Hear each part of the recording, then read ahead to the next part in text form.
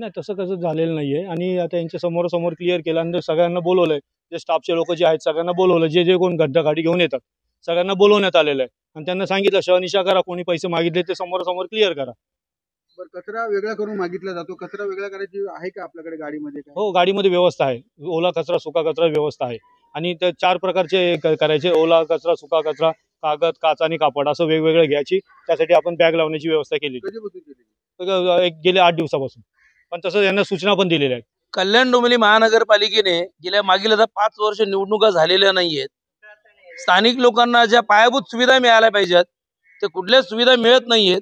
किमान महानगरपालिकेने इथून कचरा तरी उचलला पाहिजे जेणेकरून लोकांचं आरोग्य हे सुरक्षित राहील. तर त्या बाबतीत सुद्धा महानगरपालिकेचा इतका हलगर्जीपणा चाललाय. आताच नुकतीच महापालिकेने सुमित एल्को नावाची जी कंपनी ते अपॉइंट केली या कचऱ्याच्या विषयासाठी, तर त्यांचा तर इतका अनागोंदी कारभार चाललेला आहे. मुळात त्यांची वाहनांची संख्या कमी आहे तेव्हा प्रत्येक वॉर्डात व्यवस्थित वाहनं त्यांची पोहोचत नाहीयेत. सार्वजनिक जागेवर पडलेला कचरा जागीच असतो. लोकांकडनं डेली कलेक्शन प्रॉपर होत नाहीये. त्यातल्या त्यात माझ्या कानावर असे विषय होते तक्रारीमध्ये की लोकांकडे कचरा घेण्यासाठी पैसे मागितले जात आहेत. मला कुठेतरी असा गंध येतो की ज्या वेळेला भरती प्रक्रिया केली सुमित एल्कोने 50-50 हजार लोक कामगारांकडनं घेतले भरतीसाठी, मग ती वसुली चालली की काय असा संशय कुठेतरी या माध्यमातून निर्माण होतो. आमची एकच माफक अपेक्षा आहे, कल्याण डोंबिवली महानगरपालिकेने बाकी आम्हाला पायाभूत सुविधा देत नाहीत, किमान लोकांचं इथल्या सामान्य लोकांचं आरोग्य तरी धोक्यात घालू नये आणि कचरा वेळेवर उचलला गेला पाहिजे. आणि जे कोणी संबंधित अधिकारी असतील किंवा कर्मचारी असतील, कधी संबंधित कंपनी असेल, त्यांना काहीतरी एखादी सक्तीची सूचना किंवा एखादी नोटीस दिली पाहिजे जेणेकरून असा प्रकार पुन्हा घडणार नाही. नागरिकांकडे हा जो काय जिजिया कर चाललाय पैसे मागण्याचा, तो प्रकार घडला नाही पाहिजे. लोकांना सुविधा इथं मिळाली पाहिजे आणि यात कुठेतरी भर म्हणून आमच्या कल्याण डोंबिवली महापालिकेचे अधिकारी सुद्धा लोकांना दम देत आहेत.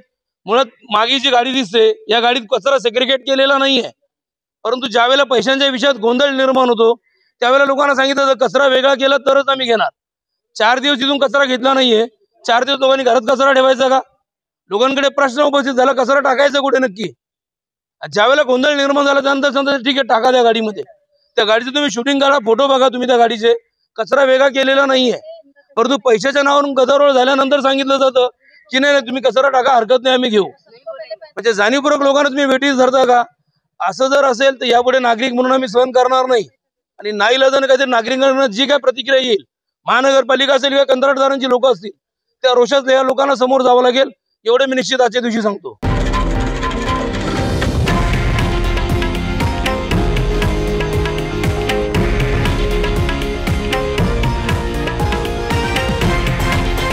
हे आहे देशातील नंबर 1 न्यूज नेटवर्क आणि आपण पाहत आहात TV9 मराठी, एकमेव.